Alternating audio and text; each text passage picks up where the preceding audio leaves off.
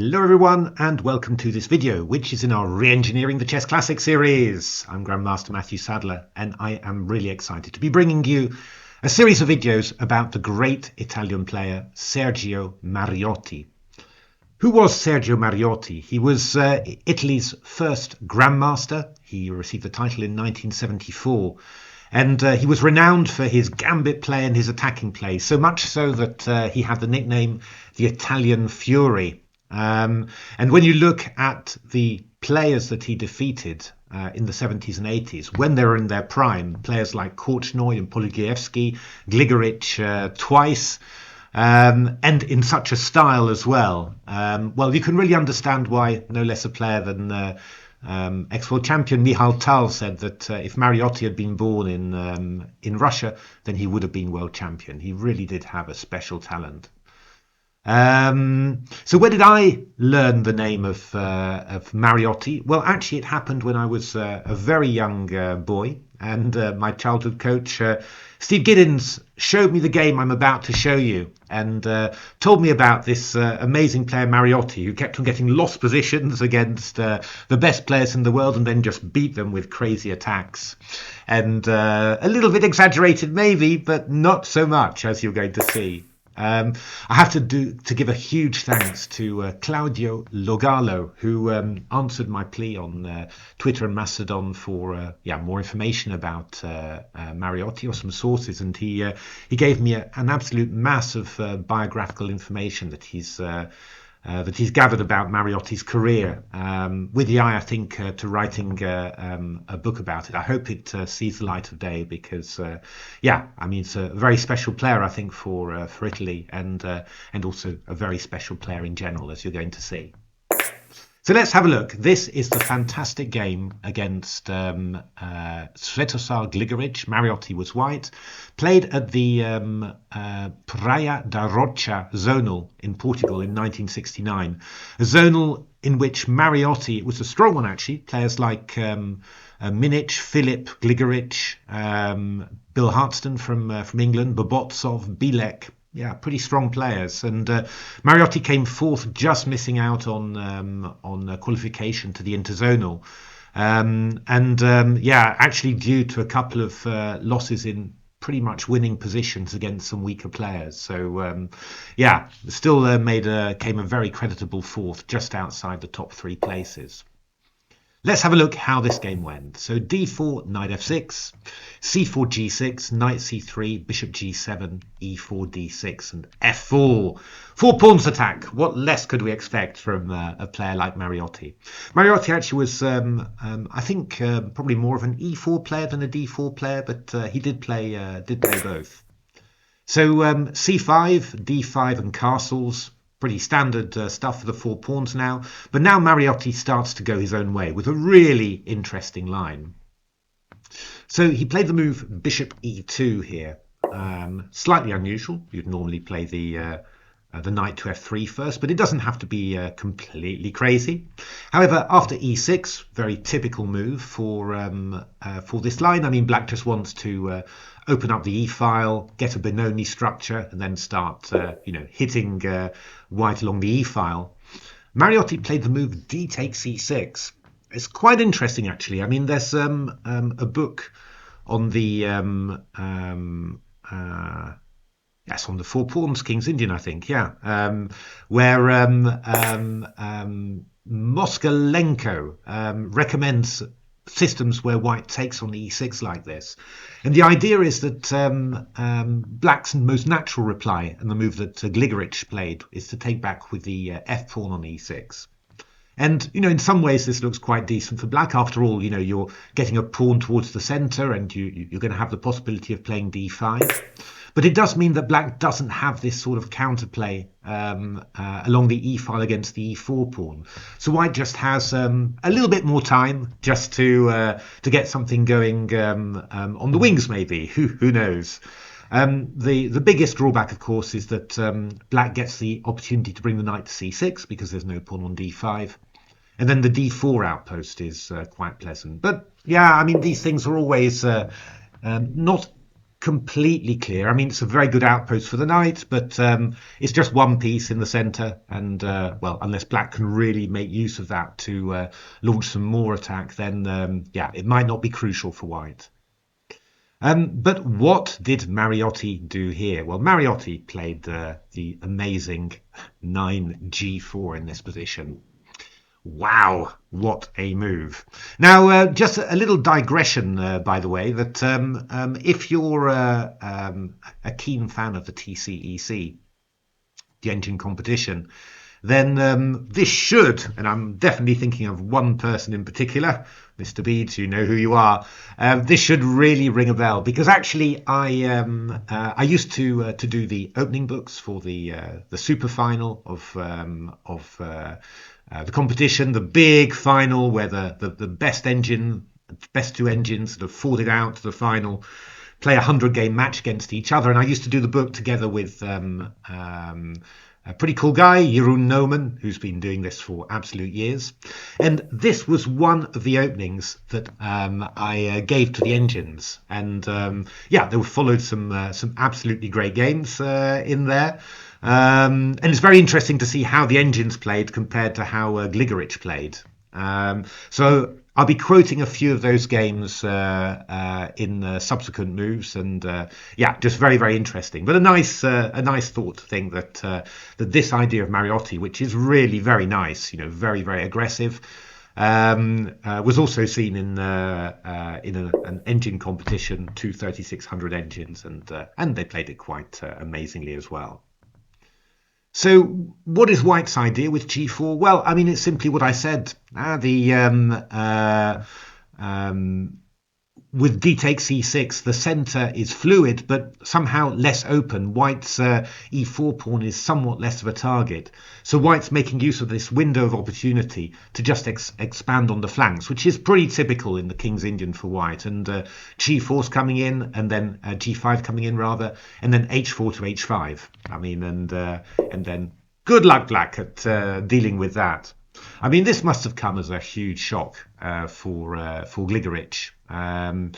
It's I mean, Mariotti was not so well known in 1969, and obviously information travelled a lot slower. So I don't think Gligoric would have really known what to expect from this player, but this was certainly way out there, and yeah. Not an easy thing, and of course this was actually a novelty when it was played. Actually, very few games have been played with this idea, which kind of surprises me somehow, because well, I mean, it's worth a punt, isn't it? It was handled in Gawain Jones's book on the King's Indian, so he was complete from that point of view. And just to round it off, I might do a couple of extra videos, because the engines also suggested some interesting lines. Stockfish suggested e5, which looks a little bit. Can that really be good? What on earth is going to happen there? Isn't the e5 pawn going to be too weak? Well, some very interesting stuff that Stockfish found, and Torch found something which is I think even nicer actually, which is the move h4. It's like Mariotti's g4, but yeah, you slightly less committal in a way. I mean, you're just moving the h pawn forward, and then you're having a look at what weaknesses you can create. G4 is going for a really broad pawn flank. So that's also very interesting, and I might do a video series on that, because yeah, I've let the engines play lots of games in those, and it's very, very interesting lines. Might be worth a punt against an unsuspecting opponent, as is g4 in actual fact. So Gligoric reacted with knight c6, pretty obvious, and now h4. Now, actually, in those in the engine super final that I mentioned before, it was Leela against Stockfish. Leela actually kind of hit the brakes a little bit and played the move knight h3, and after knight d4 played knight f2. So basically just consolidating its space, and then yeah, I mean, preparing to castle, and then you'll look for moves like g5 later. Against Stockfish, it didn't work out amazingly well. I mean, Stockfish just managed to get an advantage quite quickly. I would say, though, that at the human level, this would not be silly at all either. It's actually a knight h3 is actually what Torch chose when I played out my engine games in there. But h4 is what Mariotti played, and this was also Stockfish's choice as well. Knight d4 and now h5. And now we reach a really interesting moment, actually. It's somebody asked me in one of the comments to one of the previous videos about, well, have engines kind of refuted any general rules and all that? Have they shown that that some of the sayings that we have are just incorrect? In general, I'd say, not really. Those general sayings are still, pretty useful, I think, guidelines in general. But this one, but as always, the execution is always really important. And what you often find is that, those rules, those general rules that come from, I'd say the 1800s, early 1900s, they're often based on the openings and the type of positions that they were seeing at the time. So very often, I think that, often the method of implementing something sort of got linked to the general principle, and that's not always 100% correct. And this is, I'm talking a little bit vaguely here, but you're going to see what I mean when I talk about this, because in this position, the general rule is that people say that an advance on the flank should be met by a push in the center. That's the general rule. And I mean, there's lots of these, and this comes from the 19th, early 20th century. Lots of these E4, E5 lines, and when White was trying to push on the kingside somehow with the kingside pawns, then you struck in the center with d5. That was it. And here Gligoric played the move d5. And I mean, if something fits, that classical idea of attack on the flank, meet with a push in the center, then it's this. And what did the engine say? Plus 1.19 for White. So actually, d5, this classical push in the center, is really bad. Actually, it's a bad move, and I'm not criticizing Gligoric for it, because I'm pretty sure that is, that is where my mind would have been drawn to straight away if I'd been facing this position as black. And I'm certainly not saying that I wouldn't have played it if I'd been black. But yeah, 1.19 for the engines. And what do the engines want in this position? Well, they want the move b5.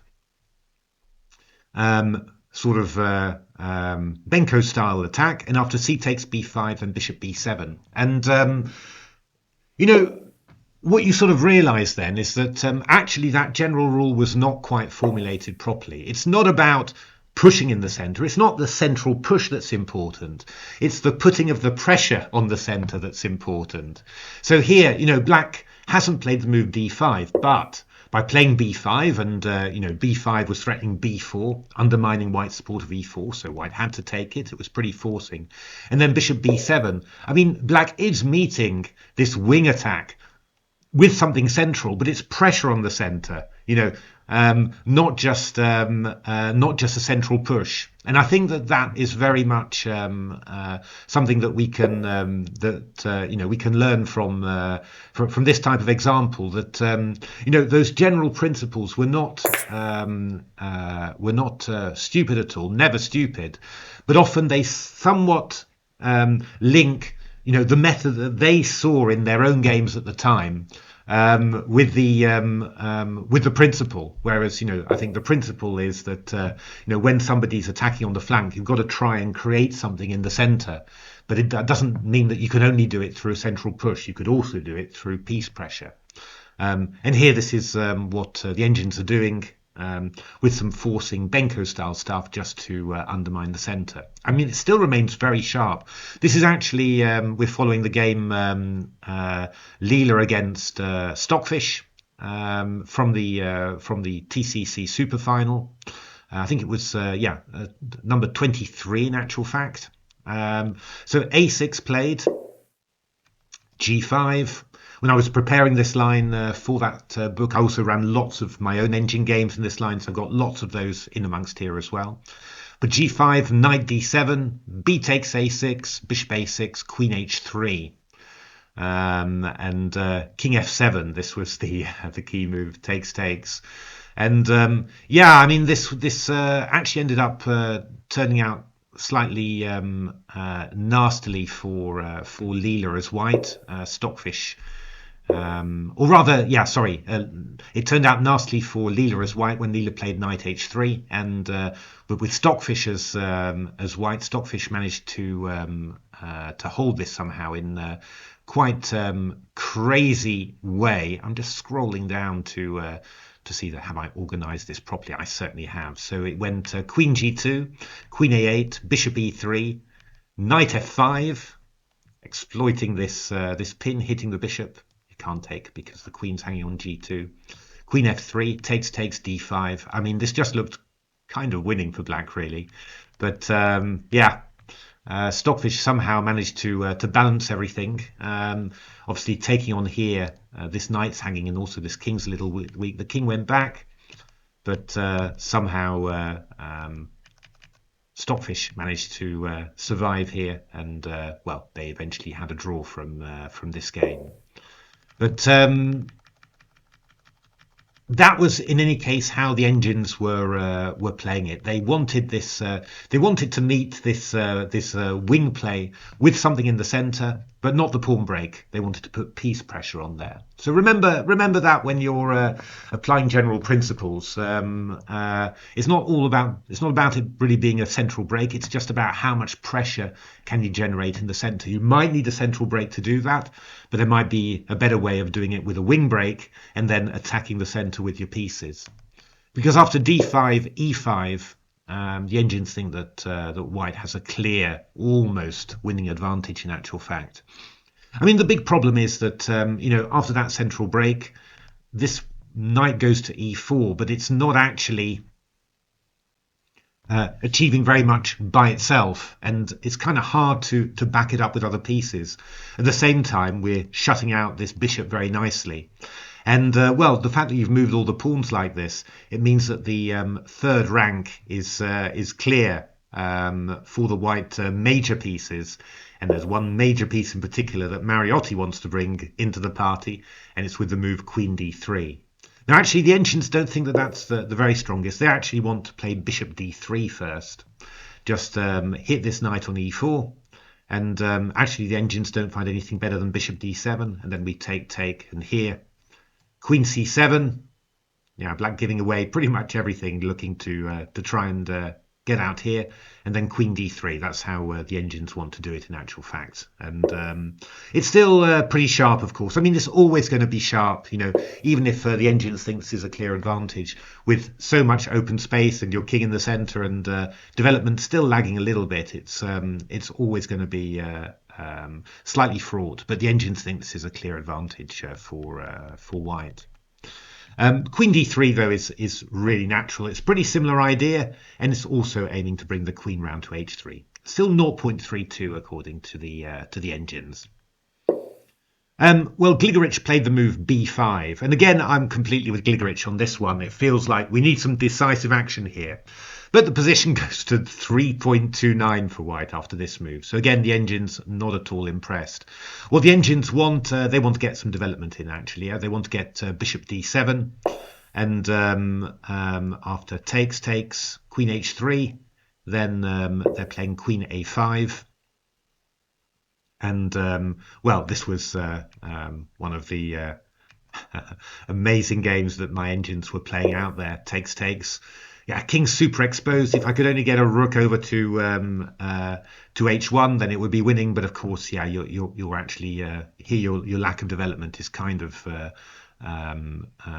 showing up. And well, black plays the rook to f8, tries to put pressure on the c3 knight. It's there's plenty of counterplay, and the games were ending up in draws eventually. Very sharp, but draws.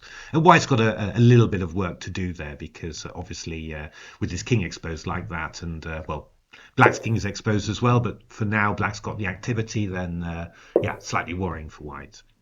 But b5 played by Gligoric.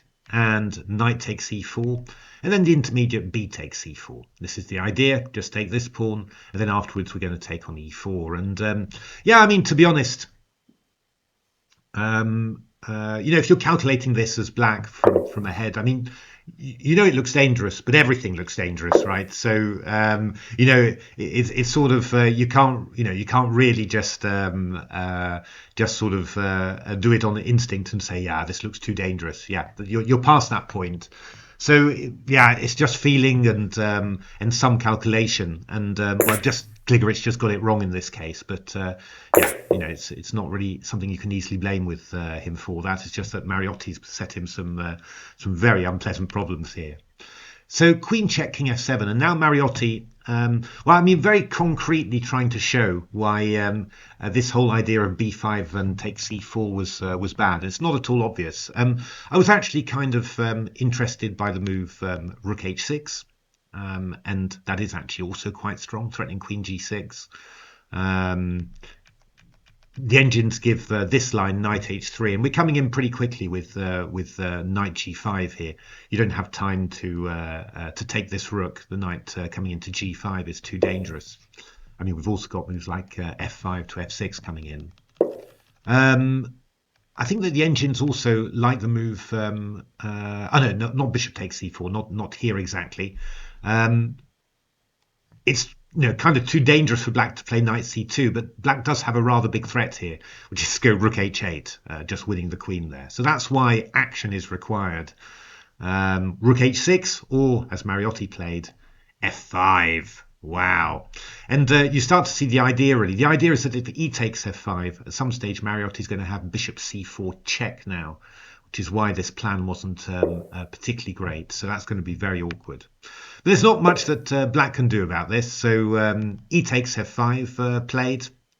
Again, moves like knight c2 check, king f1. I mean, you can't let me take on there. I'm just going to take on g6, and all sorts of moves are coming in. Rook h7, bishop h6, f6. It's just too horrible for black. So Gligoric plays e takes f5, and now Mariotti followed up with rook h6. There's a lot of good moves here. The engines liked the not very obvious bishop h6 and rook d1 there, and keeping all the threats in reserve, I guess. Really. The idea, kind of the problem is that you're threatening bishop takes c4. You're threatening bishop c4. You're pinning that knight, so it can't move away. You might also have some ideas like rook takes d4. That becomes useful. And at the same stage, you're looking at playing g takes f5 as well. So, for example, if I were to play bishop e6 just to hold that c4 pawn, then g takes f5 follows. You can't take with a knight because you're pinned. If you go g takes f5, then I go bishop h5 check. King f8, knight e2, and we're threatening stuff like rook g1 or knight f4. It really is, absolutely horrible for black here, and just very, very difficult to hold. So bishop h6 was possible. I think also bishop c4 was quite strong. You can take off, and then king g6, queen g6 was how the engines were playing it.